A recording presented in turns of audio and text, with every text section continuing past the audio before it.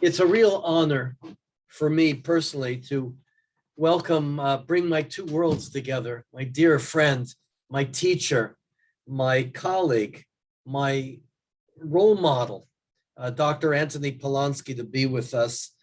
We've spent a lot of time together, traveling around difficult parts of the world, in Poland and Lithuania, in the Czech Republic, and we have a lot of memories that we've shared together, and our trips are really have been extraordinary to be with who I believe is the world's leading scholar of Polish Jewish history and Russian Jewish history in the world, bar none. If you ever have a year to read, I would recommend his 3-volume history of the Jews of Poland and Russia when you have some spare time. It is a monumental piece of work that is our gift in the world of scholarship. As you all know, I don't have to reiterate the credentials that we've shared with the whole community. Dr. Polonsky is a professor emeritus from Brandeis University.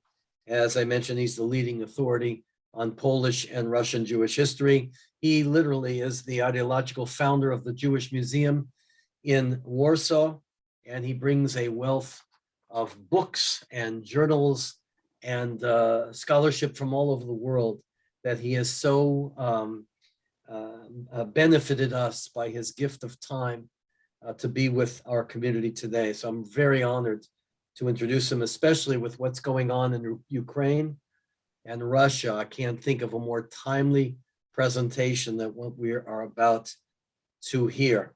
So it's with a great honor, Anthony, my friend, to welcome you to Temple Bet Shalom in our community, as we now will hear about the rise of populism and the threat to history with the distinguished Dr. Anthony Polonsky.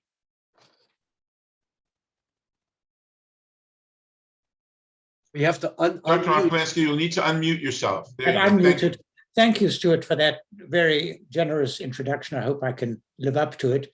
I'm going to talk this evening about the threat to populism, the rise of populism and the threat to history in the context of what's happening in Poland.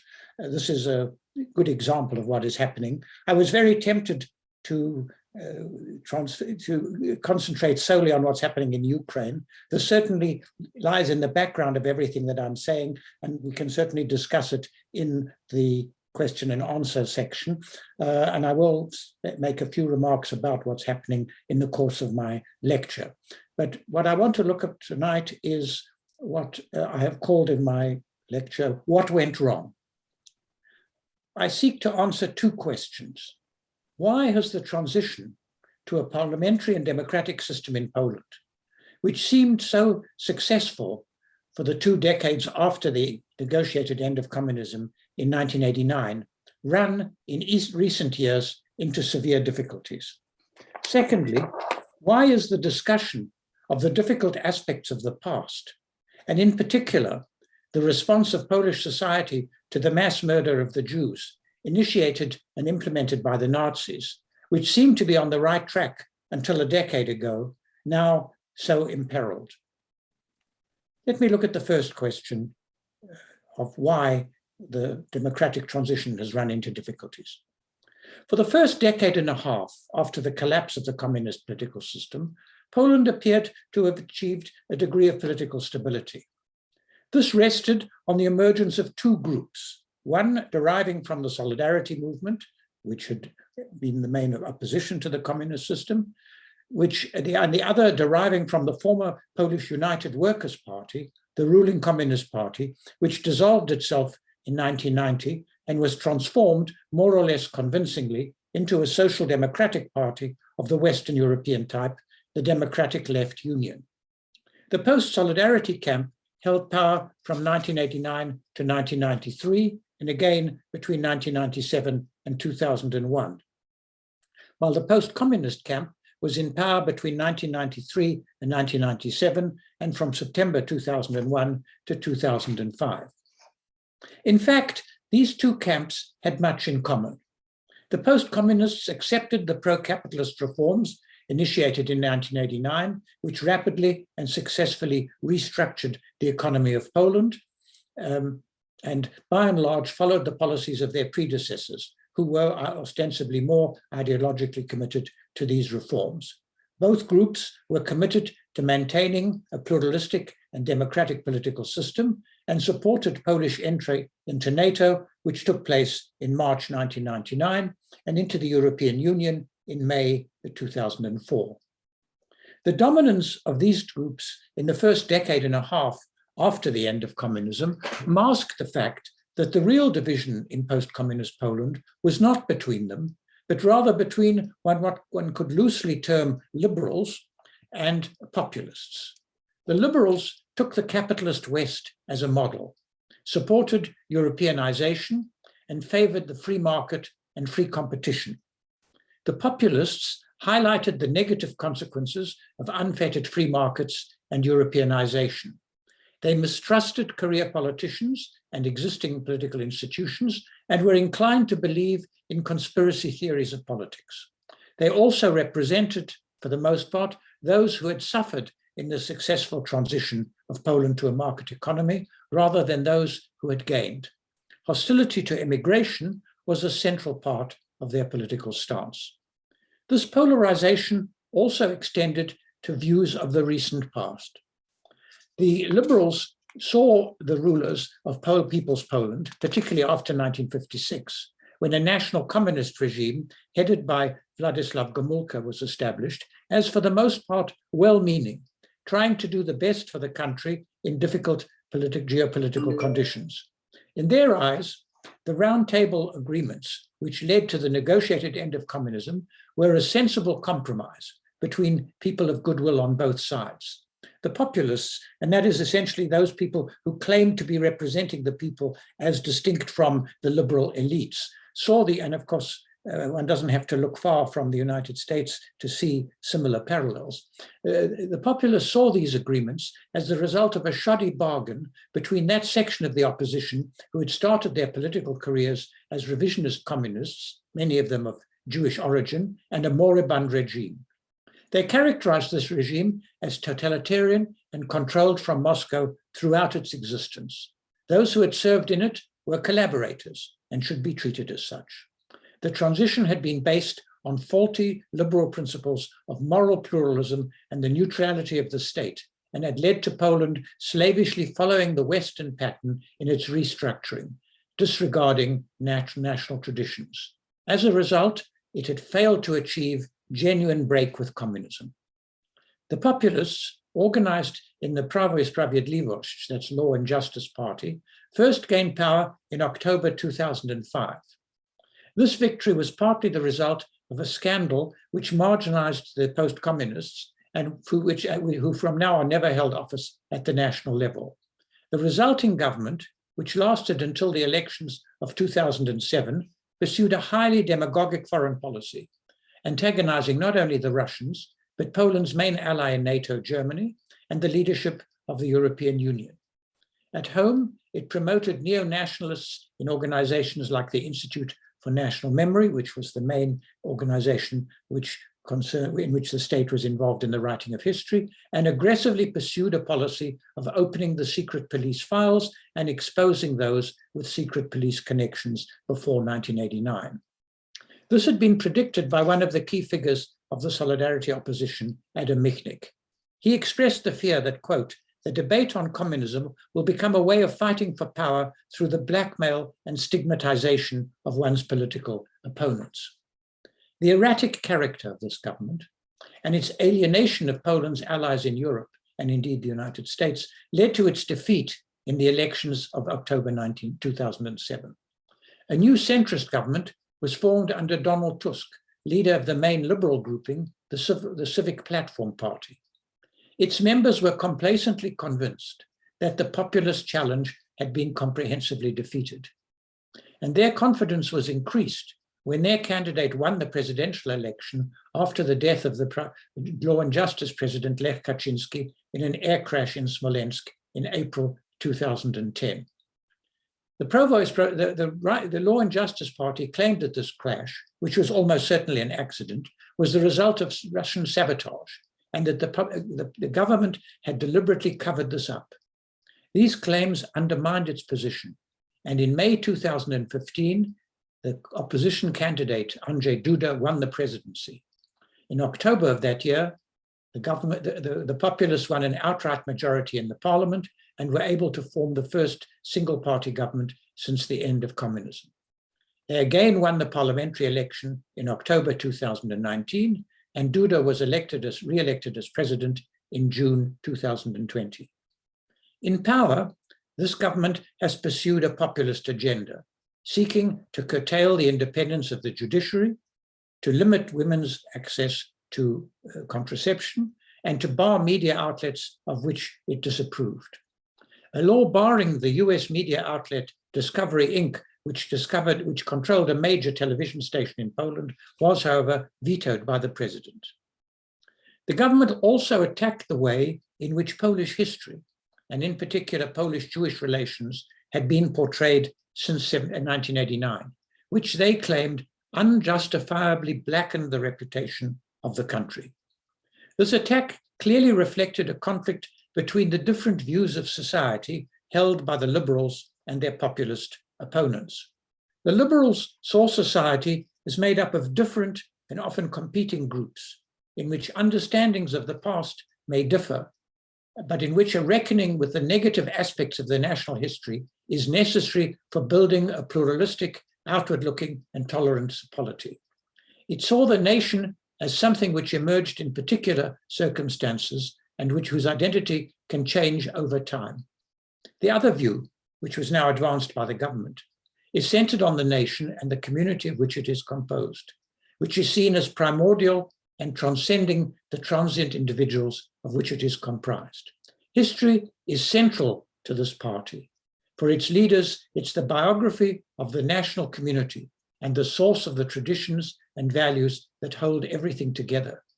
History is important because it is, in their view, the long-range foundation of the state.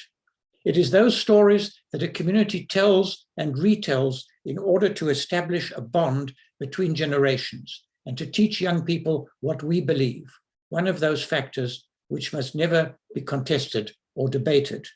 I don't have to tell you again that this division about how one should approach the past has parallels in many other countries, and one doesn't have to look far from Sarasota, Florida, to see how these debates are being played out in the United States. The government now proceeded to use the power of the state to impose their view of the past. And this involved a major attack on the serious attempt to look again at the difficult issue of Polish-Jewish relations, which had begun in the 1980s before the end of communism. Here, a crucial role had been played by the publication in the Catholic weekly Tygodnik Powszechny in January 1987 of an article by a literary critic, Jan Bloński, which was called "The Poor Poles Look at the Ghetto." In this article, Bloński observed that any contemporary attempt by Poles to discuss Polish relations to the Nazi anti-Jewish genocide very quickly degenerated into apologetics and attempts to justify Polish conduct. I'm sure that many of the people in the audience who have found themselves engaged in discussions on this question with ethnic Poles, with Catholic Poles, have experienced this. The reason, he claimed, was the Poles' fear, conscious or unconscious, of themselves being accused either of participation in this genocide or at best of observing it with acquiescence. The only way to deal with this fear, he asserted, was, and I quote, for the Poles to stop haggling, trying to defend and justify ourselves, to stop arguing about the things that were beyond our power to do during the occupation and beforehand, nor to place blame on political, social, and economic conditions, but to say, first of all, yes, we are guilty. This guilt did not, in his view, consist in participation in the mass murder, in which Polish participation was, in his view, rather marginal, but in their insufficient effort to resist the Nazi actions, and above all, in their long-term failure to integrate the Jews into Polish society. The controversy over the Błoński article revealed that a desire to come to terms with the more problematic aspects of the Polish past was still to be found only within a minority of the Polish intelligentsia and was certainly not shared by the society as a whole. Yet it did signal a new attitude in Poland, and this is how it was understood by those Jews, including myself, who were involved in Polish-Jewish interaction. And in the 1990s, there were a series of set-piece debates similar to that aroused by Błoński's article. What was striking about these debates was their moral character. They were essentially arguments conducted on the one side between people who stressed the moral imperatives of those confronted with difficult moral choices, and on the other, people who sought to justify Polish behavior on the grounds of the conditions of the occupation. Two developments now began to affect the debate. The first was the new historical research undertaken since 1989, which provided a much fuller and largely negative picture of Polish-Jewish relations in the 20th century. The second was the important corpus of work produced by Polish-Jewish writers in the 1990s. Henrik Grinberg is perhaps the best known, which dealt extensively with their Jewish backgrounds, often previously concealed. Several had common experiences in that they lived through the war as children hidden on the Aryan side, that is, with non-Jewish Poles, and grew up in the complex post-war years. Their work gave a graphic and largely negative picture of what it was like to be a Jew in the hostile environment, both during the war and under communism. And this is the context for the debate which was provoked by the appearance of Jan Gross's Neighbors, which I'm sure people know about. It described in detail, on the basis of evidence for a trial in 1949, an incident in the small town of Jedwabne in northeastern Poland of today. In July 1941, the local population, with some German incitement, but little actual assistance, brutally murdered the overwhelming majority of their Jewish neighbors. The debate on Jedwabne was the most serious, protracted, and profound on the issue of Polish-Jewish relations since the end of the war. At the commemoration service held in Jedwabne itself in July 2001, the 60th anniversary of the massacre, the then president of Poland, Jarosław Kwaśniewski, gave an address. He said, "We express our pain and shame. We give expression to our determination in seeking to learn the truth, our courage in overcoming an evil past, our unbending will for understanding and harmony.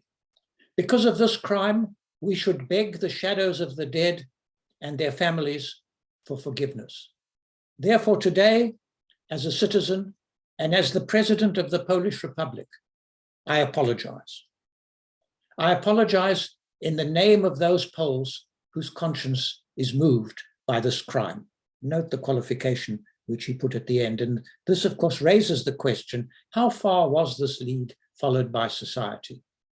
Attitudes to the debate varied, but it did seem that it was the start of a process by which the larger society was beginning to come to terms with the dark side of the past.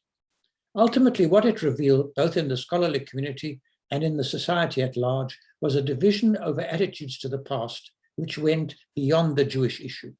According to the historian Andrzej Paczkowski, one of the most significant phenomena of the last 15 years has been the emergence, a concretization, also in political life, of competing positions in the sphere of memory and in relation to the national past. Gross's work stimulated a new school of Holocaust historians in Poland at the Center for the Study of the Jewish Holocaust in Warsaw, who concentrated on the final stage of the Holocaust in Poland, which took place after the liquidation of the ghettos in the large towns. In the smaller towns of Poland, the ghettos were more porous, and many Jews were able to escape from them, perhaps as many as 200,000. However, Polish-Jewish relations in these towns had been more distant before the war, and the Jews who sought shelter among the local population often did not find it.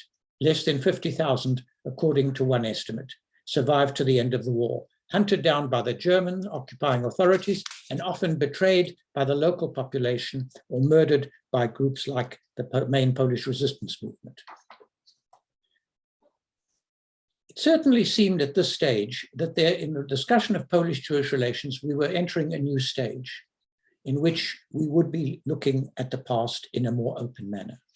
And it was this goal which was challenged by the new government, which now transformed the Institute of National Memory into a tool of its historical policy, in Polish, Polityka Historyczna. It sought legal means to promote its view of the past. In January 2018, the Polish Parliament amended the law on the prosecution of laws against the Polish nation. And the most controversial of these amendments held that whoever claims publicly and contrary to the facts that the Polish nation or the Republic of Poland is responsible or co-responsible for Nazi crimes committed by the Third Reich will be liable to a fine or imprisonment for up to 3 years. Now, this legislation, not surprisingly, aroused strong opposition. And in a surprise move at the end of June 2018, Mateusz Morawiecki, the Polish Prime Minister, introduced legislation in the Polish Parliament which significantly modified the law. The amendment of the legislation was accompanied by a joint statement by Prime Ministers Morawiecki and Netanyahu. In it, they condemned every single act of cruelty against Jews perpetrated by Poles during World War II, but also noted heroic acts of numerous Poles, especially the righteous among the nations, who risked their lives to save Jewish people.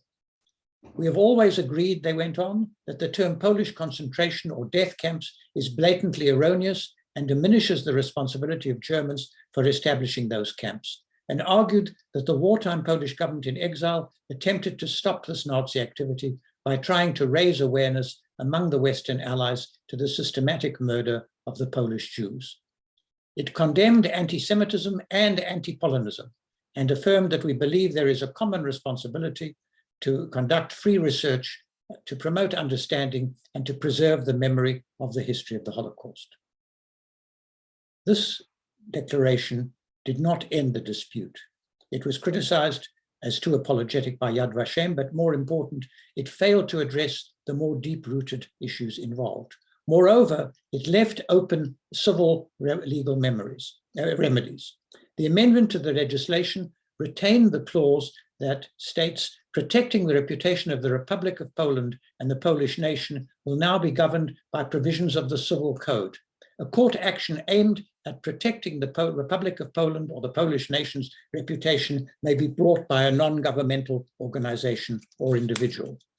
And it was on the basis of this fact that in February 2021, Filomena Leszczyńska, the 80-year-old niece of the former mayor of the village of Malinowo, a man called Edward Malinowski, located near Białystok in present-day Eastern Poland, brought a lawsuit, a libel action against Barbara Engelking and Jan Grabowski, the author and one of the authors and editor of a 2-volume study of Polish-Jewish relations in the third stage of the Holocaust, which I've already described.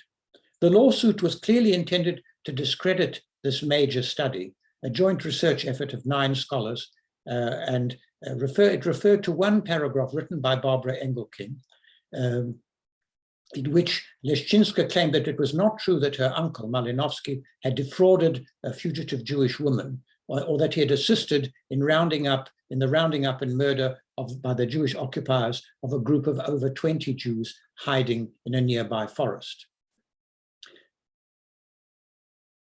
At the trial, at his trial for collaboration in August 1949, at which he was acquitted, Malinowski had admitted to participating in the roundup, but denied involvement in the murder of any Jews.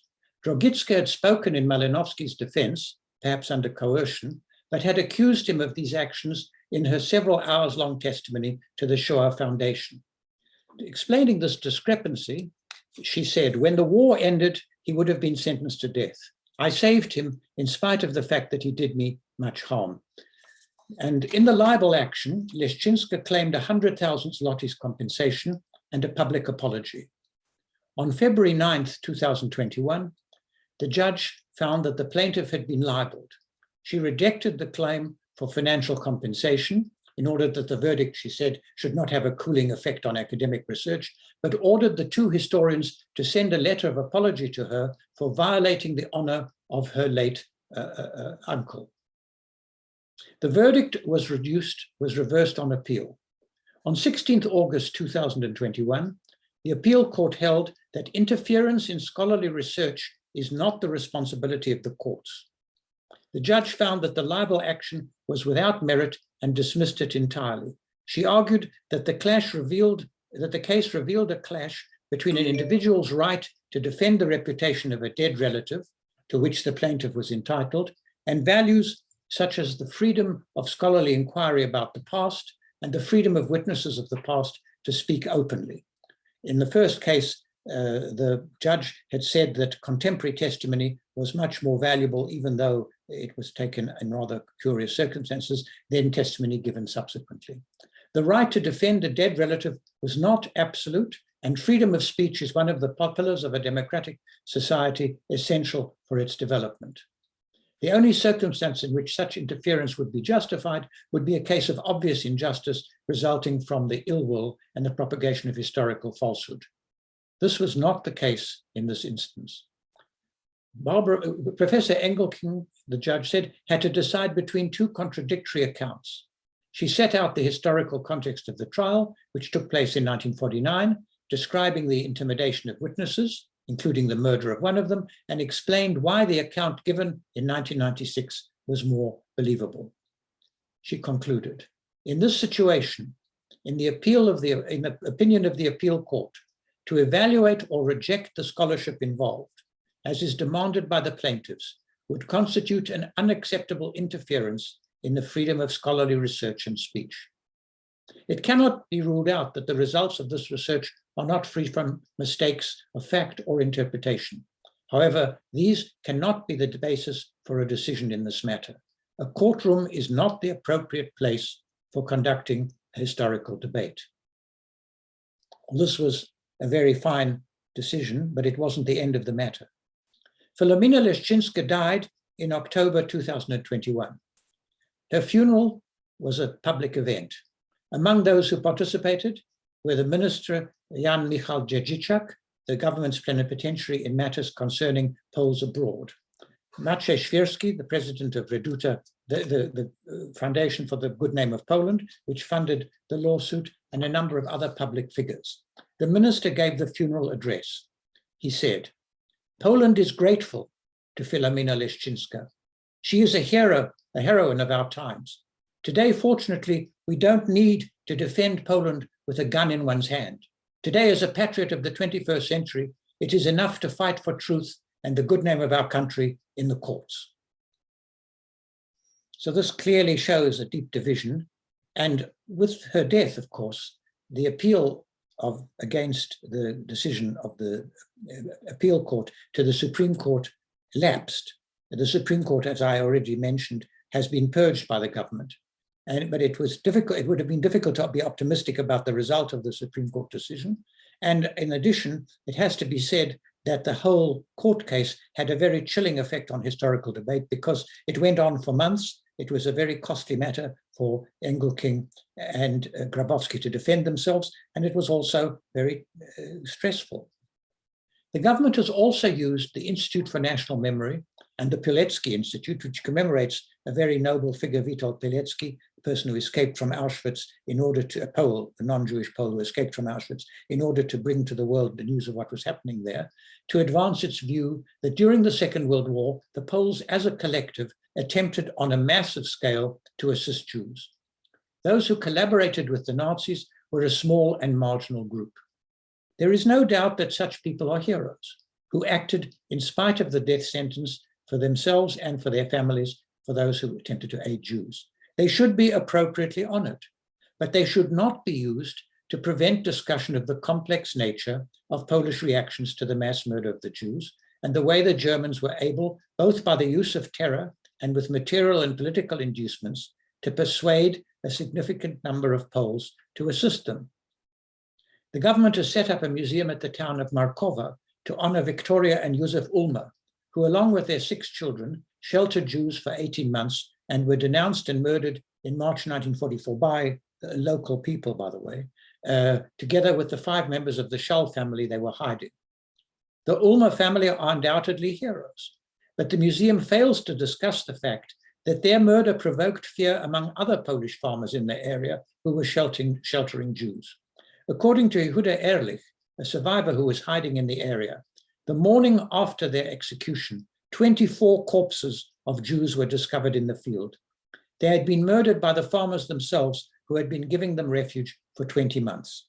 At the same time, it should be stressed that another 21 Jews continued to hide in Markova and survived the war. Again, as everything I've said demonstrates, this is a complicated matter and not one in which easy stereotypes can be accepted.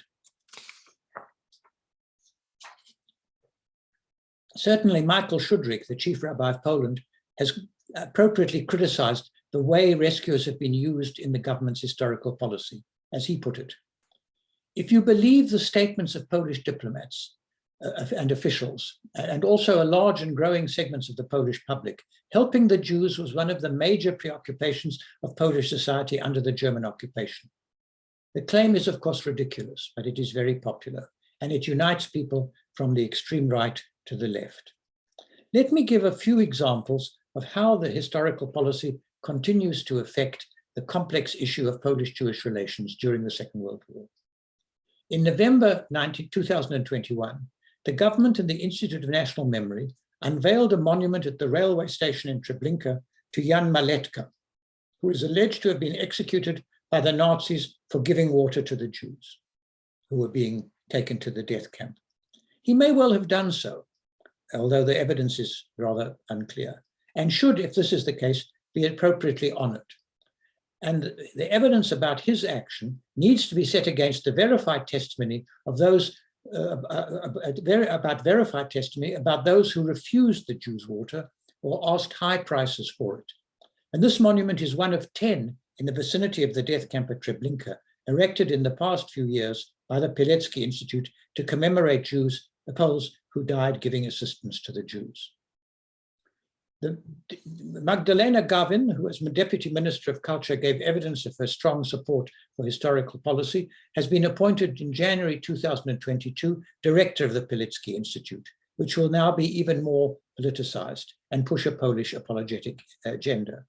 In the same month, Jaroslav Nowak, who'd been appointed ambassador to the Jewish diaspora in an attempt to improve relations with the Jewish world, was dismissed for criticizing the 2018 amendment to the law on prosecution of war crimes, which I've described, and for saying that the restitution of Jewish property would have to be dealt with. Przemysław Czarnek, the Polish Minister of Education, has established a commission to set out guidelines for the teaching of the Holocaust in schools. It's made up solely of apologetic and populist scholars, and there are no representatives on it of the more self-critical schools. The Catholic University of Lublin is in the process of establishing a center for research and commemoration of people who rescued victims of 20th century totalitarian regimes. Clearly, the idea of comparing Poles who saved Jews and Jews who saved Poles during the Second World War is not really a very serious one. And even the same cannot be said for the investigation of some such acts under communism, but the rapid progress of acculturation and assimilation after 1944 makes it very difficult to sustain a clear demarcation between those who were Polish and who Jewish. In addition, in response to the criticism of one of its professors, Tadeusz Guz, who in a published public lecture in May 2018 asserted that there was documentary proof that the Jews practiced ritual murder, a disciplinary body at the university found that he had given his lectures based on source material with professional care and presented his own interpretation of historical facts. He had not committed any act that would breach the duties of a university teacher. Relations of Poland with the Jewish world have also been adversely affected by the vexed question of the restitution of property. The restitution of communal property, synagogues, hospitals, communal buildings, was resolved more or less satisfactorily in 1997, although there's been some issue about corruption, which I don't have time to discuss. In March 2008, Prime Minister Donald Tusk announced that his government was preparing a proposal to compensate owners of private properties, both Jewish and non-Jewish, seized under the Nazi occupation and under communism.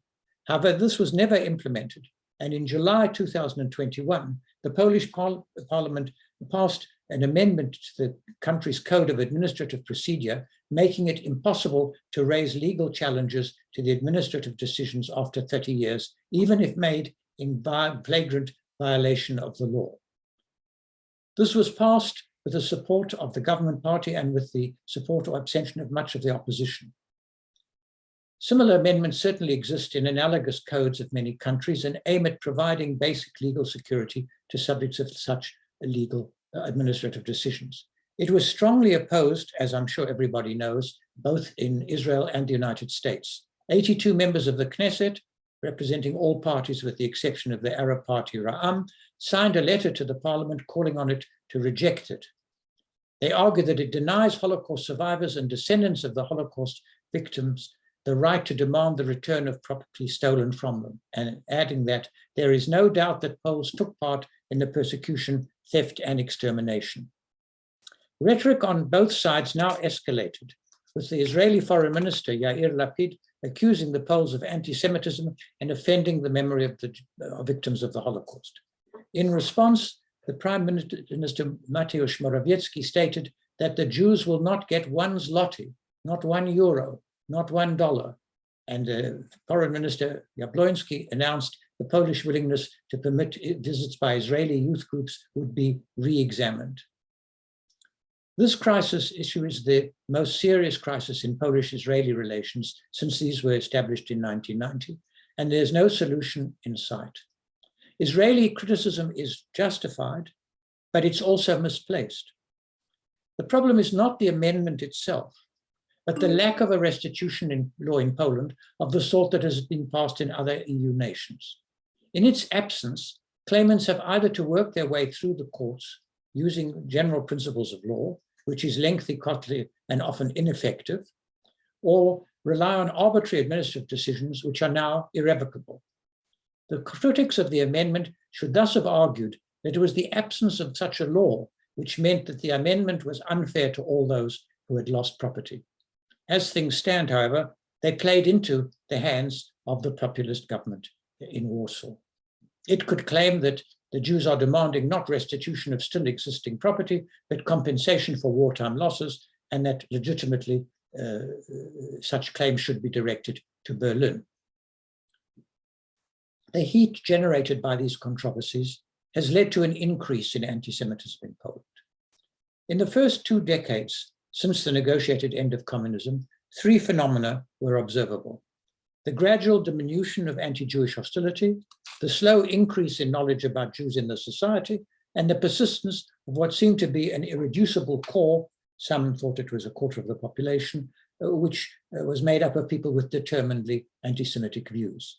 The church was now more willing to take a stand against anti-Semitism, and some progress was made in introducing into the schools more satisfactory school textbooks dealing with Polish-Jewish relations in the 20th century.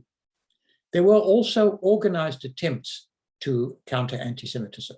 Among the organizations which undertook this was the Forum for Dialogue Among Nations, which sought to foster Polish-Jewish interaction, particularly among the younger people, the Open Republic Society, which was created to fight anti-Semitism and xenophobia, and the Never Again organization, which mobilized young people against right radicalism and fascism and skinhead anti-immigrant and anti-Jewish violence, which often erupted at football matches.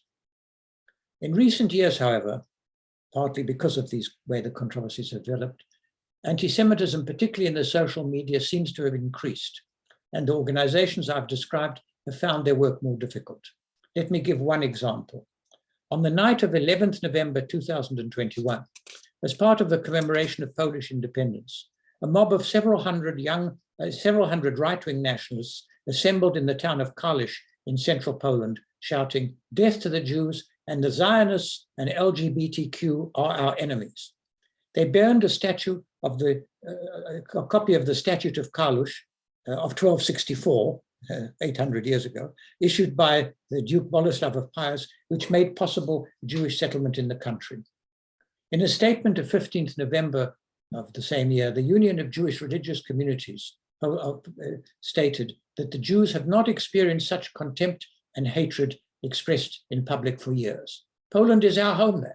We are both Jews and Poles. We are asking, however, why our right to regard Poland as our home is being questioned. President Duda also responded strongly. I firmly condemn all acts of anti-Semitism. The barbarism shown by a group of hooligans in Kalisz runs contrary to the values which underlie the Polish Republic. The Polish foreign minister called the incident an embarrassment, somewhat of an understatement, adding that the ministry had filed a complaint with the state attorney. The minister said also that the rally goes against Poland's struggle for independence and freedom for centuries. It goes against the history of Poland, the history of Kalisz, and the basic value of our nation. Certainly, on the 14th of November, the inhabitants of Kalisz staged a counter-demonstration in the city center under the slogan, Kalisz free from fascism. In 15th November, the Ministry of the Interior announced that 3 people had been arrested in connection with the incident. However, 2 weeks later, they were released on bail and no further action has been taken against them. So this is a difficult climate which I've tried to describe. To respond effectively to this intellectual climate, given the strength of the populists, is not going to be easy. One would like to believe that there is a reverse Gresham's law in historical scholarship, that good history will drive out bad. Remember that Gresham's law states that bad money drives out good. There are many scholars in Poland, as I've tried to demonstrate in this presentation, who've made a major contribution to a nuanced, archival-based and dispassionate account of the difficult problems of the Holocaust. We need to encourage them to continue to pursue this approach in spite of the difficulties in which they found themselves, and to find ways of reaching a wider transnational audience. It will show how similar situations give rise to similar reactions, and that this is not a question of unique national guilt, not a question of putting the Poles in the pillory. Poles are no different from everybody else, including Jews. I mean, don't have to talk about the various things which are happening in the state of Israel. Also useful, I think, is the notion of conceptualization, which helps to explain the complex, contradictory, and complicated nature of the Holocaust. In addition, we need to take as a model in our analysis the notion of an integrated history as practiced by Charles Friedlander. We should also seek to answer more moderate critics of what one could describe as critical history, who've claimed that it devotes excessive attention to the dark past and to the Holocaust and to the suffering of Jews in particular. Our goal, I think, in scholarship, and that's what academics like myself do, should be to encourage scholarship based on a wide range of sources from a variety of points of view and in different locations, which will ultimately make it possible to integrate the history of the Holocaust into the larger issue of the successes and failures of Jewish integration in Poland, and will strengthen civic society and democratic values. And I think that this is something which is in the interest of the Poles and of Polish historians. The idea that if one claims that Poland is solely a country of martyrs and heroes, that this will improve the image of Poland, this is not the case. It merely makes Poland look ridiculous to make claims that there were never any bad things happening in Poland, just as to claim that slavery in America is a minor aberration in the great history of American liberty, doesn't make any sense. Ultimately, the success of these interventions, the success of these developments will depend on the future of liberal democracy in Poland. And thus, in conclusion, I should stress that Poland is, like the United States, and like many other countries in Europe and in the world, a deeply divided country. In the Times today, there was an article about the Ukrainian crisis in which the author, William Finkelstein, pointed out that under the definition of democracy, which is adopted by the Institute for Democratic Values, there are only 22 countries in the world which can be counted as fully democratic, and democratic values are everywhere under threat. There are many who oppose populism in Poland and are fighting in very difficult conditions to maintain democratic and pluralistic values. Like all Poles, they are threatened by Vladimir Putin's attempt to establish a Russian sphere of influence in Eastern Europe. And it's by no accident that today the president of Poland, Andrzej Duda, and the president of Lithuania are both in Kiev expressing support for President Zelensky. How effective, again, this support will be, and what will be the consequence of the Russian establishment of a puppet government in Ukraine is a matter which is difficult to foresee. I think it's also important to stress, and I quoted the chief rabbi of Poland, Michael Shudrich, that there has been a valiant attempt, which we ourselves witnessed when we were there. Stuart and Claire can bear this out, a valiant attempt to re-establish Jewish life in Poland. And its leaders and members have spoken out courageously in the present situation. One of them, Kostek Gebert, spoke to a similar Zoom meeting of people at Belsize Square Synagogue. It's our responsibility to support all those who are trying to maintain democratic values and create that Poland which seemed to be coming into being at the beginning of the century. And here, let me say that the liberum veto, the right of an individual deputy in parliament to oppose legislation in parliament in the pre-partition Poland-Lithuania, which not only meant that the legislation wasn't passed, but also that the parliament was dissolved, has been widely held responsible for the weakness and ultimate collapse of the First Polish Republic, the republic which was partitioned finally in 1795. Yet the formula, nie pozwalam, I do not allow, with which it was exercised, can be seen as an expression of the fact that in Poland, there will always be found people who will resist authoritarian trends. Let us hope that there are enough of them to preserve a genuinely democratic system. Thank you. Thank you, Dr. Polonsky. I only have one question from the chat so far, and I will read this to you. Oh, there are two. So I will read the first one to you, and the second one is from Claire, our friend from across the pond. Let me read the first one. Is the situation becoming serious enough to reestablish Jewish defense leagues here and in Europe? Jewish defense leagues were small local organizations of young Jewish people to patrol the neighborhoods and protect the neighborhoods against violent physical attacks.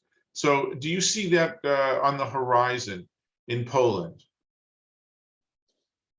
I think that Poland has a small Jewish community.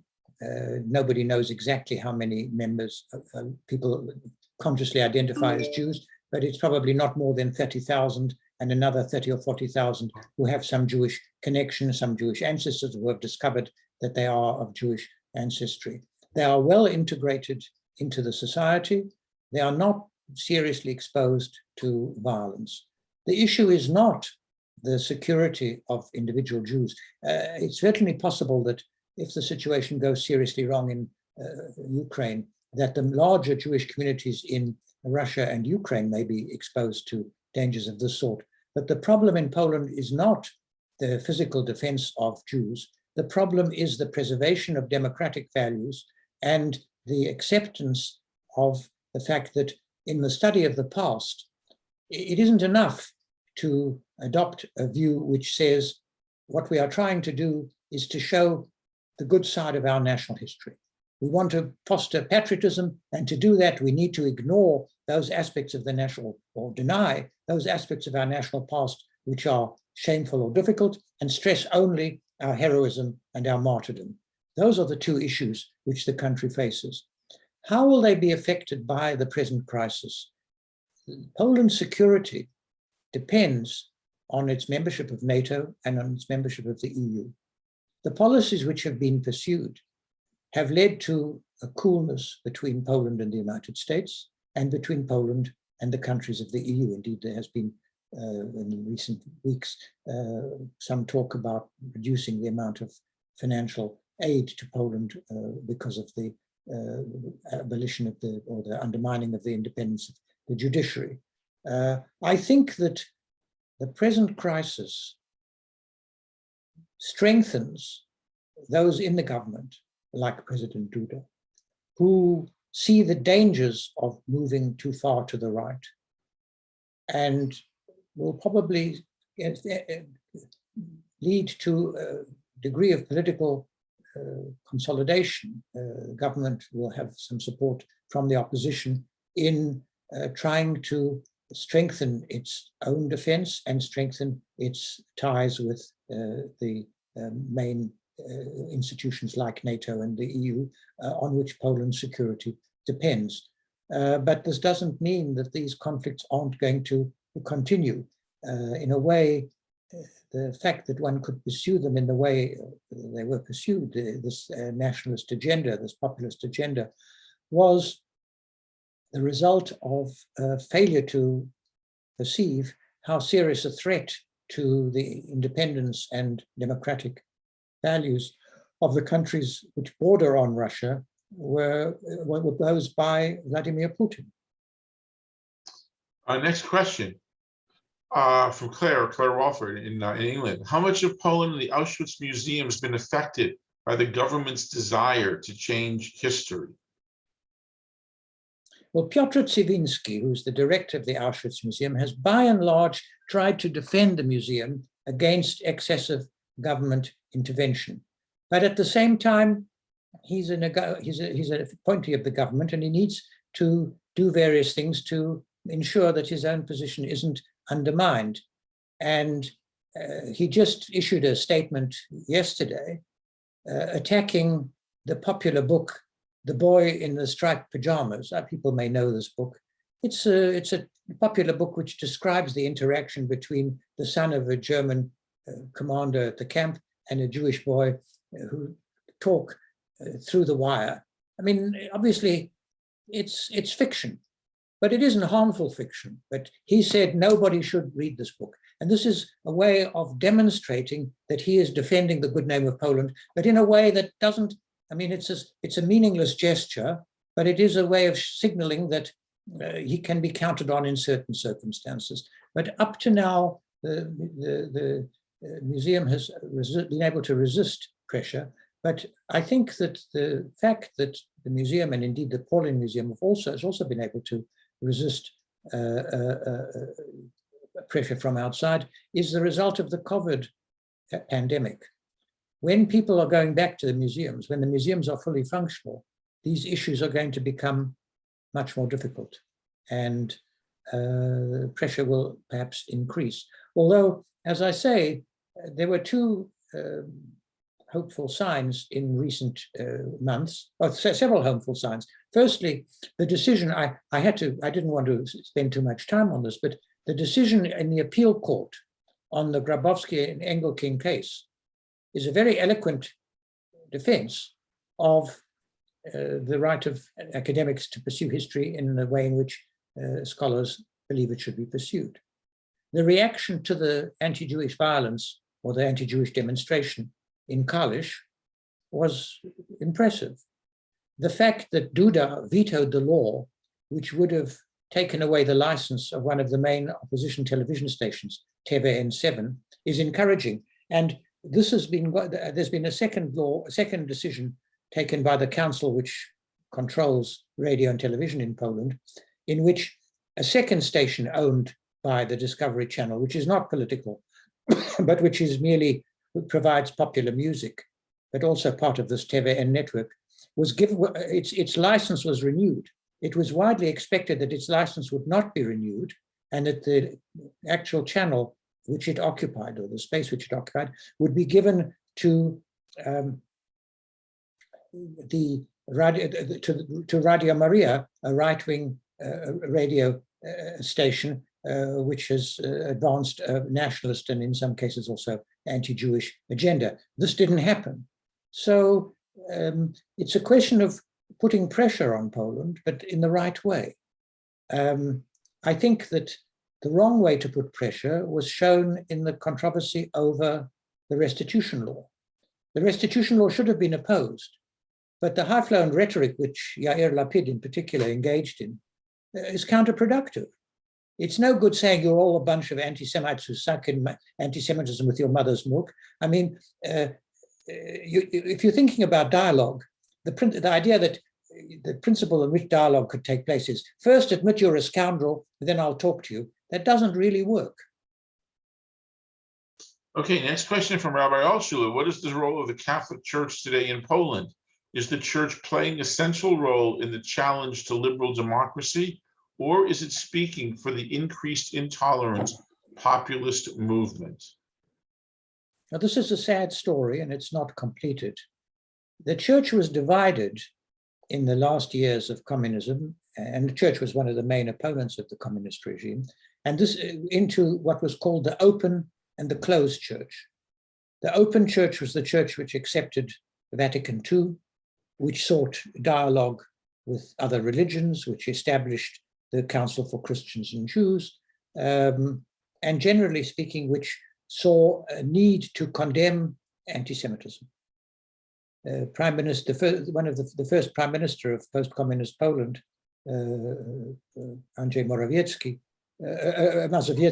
Tadeusz Mazowiecki, was a lay Catholic who very much represented these views. The closed church regarded Vatican II as something of a mistake, is above all concerned with defending the interests of the church, which it believes is threatened by secularization and by European values, and in particular sees the pursuit of LGBT values and reproductive rights for women and the right or the legalization of abortion as serious threats to the Catholic Church. And in recent years, the closed church has become stronger and the open church has become weaker. They're both still there. And of course, the main leader of the open church is Pope Francis himself. And the conservatives in the Polish church, if they do pray for anything, are praying for the death of Pope Francis. And he's quite elderly, I think. So this is something they don't even need to pray for. But the church is certainly a major factor, and one would like to see the church adopting a more open and liberal policy. As before the present crisis erupted in Ukraine, and one of the reasons why it erupted was that there was a major threat to the position of the Lukashenko government in Belarus. And Lukashenko succeeded in crushing this with the help of Putin. And one of the things which he did was he engineered a refugee crisis on the Polish-Belarusian frontier. And people were freezing to death in terrible conditions. The church came out in support of the refugees. This was different from the earlier refugee crisis in 2013. They said these are human beings and they have rights, natural rights, which we need to recognize. But I think that it would be wrong to be too optimistic about the church. What's happening in Poland, rather than a liberalization of the church from within, is widespread secularization. Young people are rejecting the church, which they see as fatally compromised, tarred with populism and right-wing nationalism. I'm going to read just a quick comment from Cantor Simon. I wish to emphasize the efforts of the Forum for Dialogue Among Nations, of which I am involved. They are promoting remarkable inroads in educating current Poles about the very strong Jewish community that existed in their midst for 1,000 years. I'm going to now ask Eric and Esme have been unmuted. So Eric, you mentioned that you had a question, so please fire away, and then we'll turn it over to the rabbi and go from there. Before Eric says anything, can I underline what the cantor said? Andrzej Folwarczny, the head of Forum for Dialogue, they have an operation in the United States. They raise money in the United States. They have a weekly podcast. They produced a book, Difficult Questions in Polish-Jewish Relations, which was distributed to all those who took part in the March of the Living. They're doing wonderful work and they need our support. And the more support that we can give them, particularly of an institutional type from the synagogue, for instance, inviting their people to speak would be very important. I'm sorry to interrupt. No, please. I mean, feel free to comment further if you wish. No, I think that all of these organizations, the Open Republic, Never Again, but particularly the Forum for Dialogue, do wonderful work. And you only have to go to their website to see. And what's good about the Forum for Dialogue is they operate in both, they're interested in the Jewish diaspora, they operate in both English and Polish. You can follow what they're doing very easily. Okay, Eric, you had a question. Good evening, Dr. Polonsky. It's a great pleasure to reconnect with you. Yes. In the light of recent events this week, one reads of the growing unease in Lithuania, and you briefly mentioned this at the beginning of your presentation. Can you say a few words about the current status of Jewry in Lithuania, how it relates to all this, and what is going on now within the Baltic states? Well, you know, we talk about the Baltic states, but they're all very different.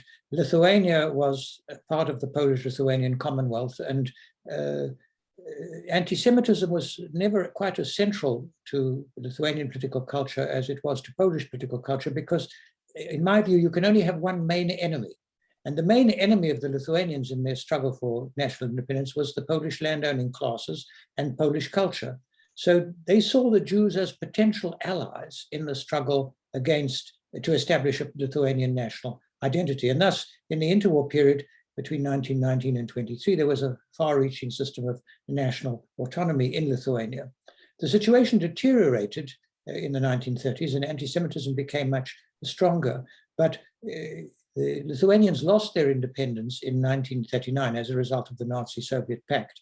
And when they regained their independence in 1941 with the Nazi invasion of the Soviet Union, a significant number, a part of the population, saw the Germans as liberators and collaborated in the mass murder of the Jews. So the amount of Lithuanian collaboration in Jewish mass murder was the scale of Lithuanian collaboration was much larger. The whole country was a Jedwabne, which is not the case in Poland. And so coming to terms with this past was more difficult, and it was impeded by the fact that until 1989, Lithuania was part of the Soviet Union and much less independent than Poland. Poland from 1956 onwards, as I try to argue, and this is in this respect part of the more self-critical element in Polish society, was an independent communist state. But it was independent, and it had a great freedom of maneuver in a number of areas. The Lithuanians didn't have this. The Lithuanians have attempted to come to terms with their anti-Semitic past, but they've also been, there's a problem here, and that is that those people who fought the Soviets, like Janusz Norejka, or people in the government that briefly established government in exile in 1941, are heroes in the eyes of the Lithuanians, but also were involved in the mass murder of the Jews. And this means that the problem of how you commemorate them, the same problem in Ukraine with the Petlura, how you commemorate them appropriately is a very difficult one. And of course, you know, in the present situation, if I were in Ukraine, if I were a Ukrainian, you know, I would say we need more people like Petlura, although Petlura was unquestionably an anti-Semite, because this is the only way we can resist the Soviets. So I think that the same process of coming to terms with the past is going on in Lithuania.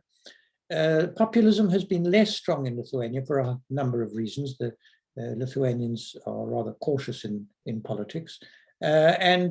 Although, I mean, there have been a number of people who are very critical of the Lithuanian failure to come to terms with the past. And you may have seen that the granddaughter of Norejka, Lithuanian opposition figure who was in the Lithuanian anti-communist underground and subsequently executed by the communists, has come out with a book about her grandfather, the anti-Semite and mass murderer. And it is a problem how to come to terms with this. And I mean, I think that the way to come to terms with this is what Jan Blonsky said. The first thing is to stop engaging in apologetics and to say, yes, we are guilty. Perhaps guilty is the wrong word, it's too strong, but yes, this happened. We are not directly guilty, but we have to accept this happened and we have to move forward. So I think that I'm more optimistic. I mean, I think that Poland and Lithuania have many similarities, but I'm moderately optimistic about the way in which the debate is going in Lithuania. I think that there is a willingness to move forward, and but it is also, as everywhere, opposed. I think what's interesting about the process of coming to terms with the dark past is that it stimulates a reaction, and the reaction is often very strong and very extreme in its form. And I mean, you only have to look at the United States to see this. But the same happened. The self-critical voices are heard, but then the anti-self-critical voices, the voices who say these people are traitors, these people are blackening unnecessarily the name of our country, are also heard very loudly and often get a proper reception. It takes a long time for this all to be worked out. South Africa is another case where this issue is still unresolved. The Truth and Reconciliation Commission has not finally resolved this issue. And in the case of South Africa, it's complicated by the fact that the inequalities of the apartheid regime still largely persist. So how you come to terms with the difficult past is everywhere a problem, and one needs a lot of patience, and one needs to find the right tone, and one needs to accept that it's going to be there are going to be ups and downs. But I think that ultimately the success of coming to terms with the dark past depends on the success of the establishment of liberal democratic political systems. And how you fight to preserve those, that's a different question. Claire will bear me out that what Kostek Gebert was above all concerned with was how we preserve democratic values and expand democratic values. And this is something for Poles and Lithuanians. And there are a lot of people who understand this, but there are a lot of people who believe that we are, by slavishly adopting Western values, abandoning what are our own most important national traditions. I'm going to ask Harold Halpern. Harold, I believe you had a question, correct? And if you do, could you please unmute yourself? And then we'll turn the program over to the rabbi for executive privilege to ask his final question and some remarks. So Harold, can you please unmute?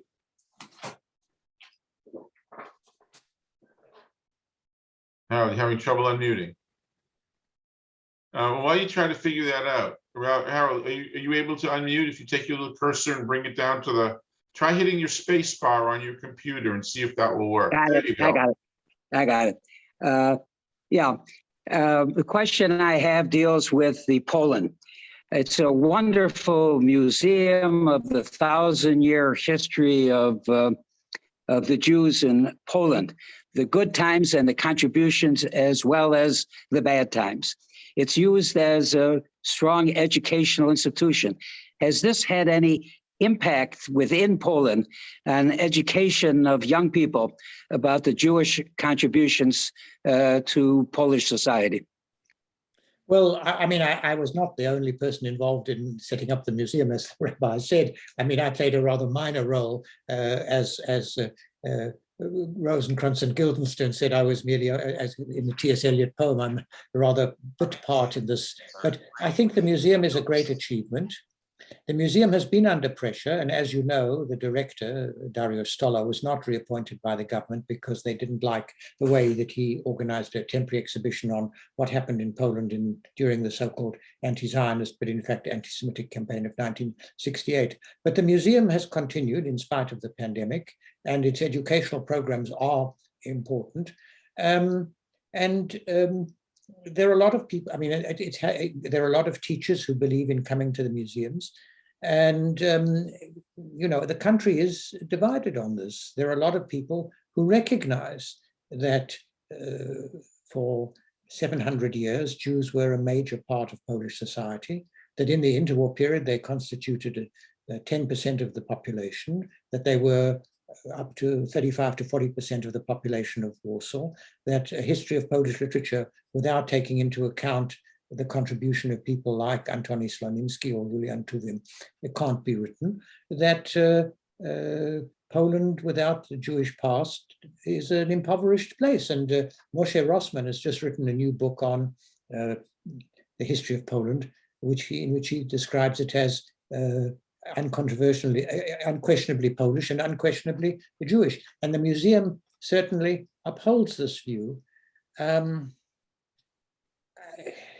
I have the greatest admiration for the people with whom I work in a museum who live in Poland, because I live in London. I'm retired. I don't depend on the museum for my salary, but they do, and they're under a lot of pressure, but they continue to do this work. There are also other museums. I mean, the government is in the process of establishing a Warsaw Ghetto Museum. It's a very good idea, and it's going to be in a historic building, the Bersen and Berman Hospital, an important Jewish-founded hospital, which was in the ghetto during the occupation. But I very much doubt that this museum will give a fair picture. And the Jewish Historical Institute, which is an institution which is celebrating this year its 75th anniversary, it was established immediately after the Second World War in what was the Institut Judaisticzny, the Judaic Institute of the Great Synagogue of Warsaw, which was blown up by the Germans in 1943. It's done great work in the past, and it has a wonderful archival collection, including the papers of Emanuel Ringelblum, but it's also under a lot of pressure. The government has a lot of resources, and it can use these resources. If we come back to the Libel case, what was really shocking was the speeches at the funeral of Filomena Liszczynska, which showed that the people who had brought these libel, financed this libel action, were not in the least abashed by the fact that the appeal court had thrown out all aspects of the case and strongly criticized the reasons for bringing it.